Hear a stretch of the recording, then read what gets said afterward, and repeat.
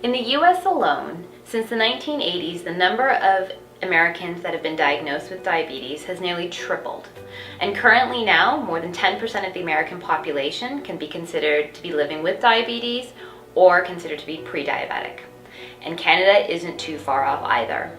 If trends continue, by 2020, 1 in 3 Canadians will be considered to be living with diabetes, pre-diabetes, or worse, go untreated and thus undiagnosed. So really, why does this matter to you? It matters because diabetes affects every single organ in your system. Eye disease, heart disease, liver problems, kidney disease. Men, listen up. Early erectile dysfunction. Nerve damage that can lead to early amputation. If that didn't perk your ears up, let me speak to your wallets instead.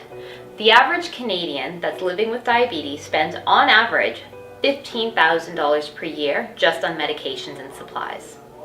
And if that doesn't irk you, perhaps knowing that if you're diagnosed with diabetes, you need to prick yourself with a needle up to several times a day to either check your blood sugar levels, inject insulin, or both. So how can you steer away from this and move towards a place of optimal health? As a naturopathic doctor, I use a lot of nutrition and lifestyle to create a firm foundation in order to prevent and treat chronic diseases. I firmly believe that food can be your slowest form of poison or your greatest form of cure. So let me share with you a few tips to help you manage and prevent type 2 diabetes. Number 1, fiber is your friend. In order to help lose weight, and also maintain adequate blood sugar levels, it's really important that you get 50 grams of fiber per day. The average North American gets a measly 15 grams daily. So it's pretty obvious to see that we need to get creative with how we are going to be including fiber into our diet. You can get your fiber from vegetables, from fruits, nuts, seeds, whole grains. None of that white processed crap stuff that you get at the grocery store. One of the easiest ways that I get my patients to incorporate fiber into their diet are chia seeds. If you're thinking of the chia pet, you're a little on topic, except these you can actually eat. With chia seeds, 2 tablespoons are going to provide you with 11 grams of fiber, 4 grams of protein, your calcium, your omegas, and a whole host of other minerals and vitamins that you need to help maintain optimal health.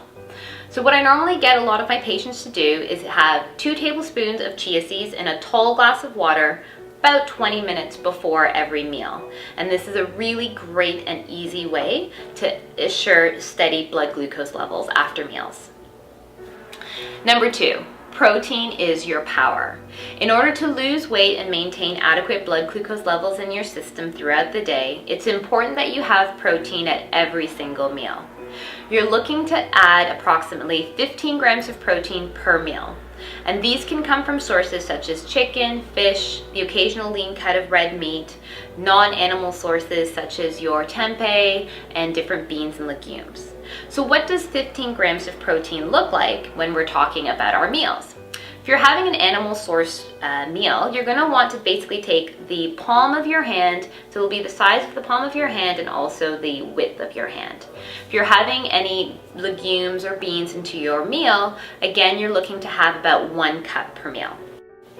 Number 3, green veggies are your go-to. Take your lunch and dinner plate and divide it in half. Fill up that half with a variety of colorful vegetables. And my top favorites are going to be your kale, collard greens, cabbage, broccoli. Not only are these jam-packed with magnesium, fiber, your B vitamins, which all help to prevent diabetes, they're also proven to show that they can help prevent cancer and also ward off heart disease. They also definitely help to keep you fuller longer. So while you are incorporating these into your meals every single day, not only are you going to start to notice that you're losing weight, but you're also going to be feeling just absolutely amazing because you're ingesting lots of phytochemicals that are very good for your health. And my last tip to share with you today, get up and move.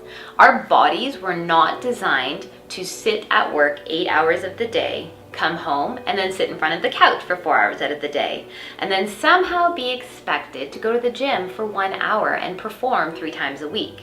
We are not evolutionary designed to be that way. Set an alarm on your phone to go off every hour to remind you to get up and move and go for a quick 1 to 2 minute walk. In the afternoon, when you're going for your lunch break, set 10 minutes aside and go for a brisk walk outside.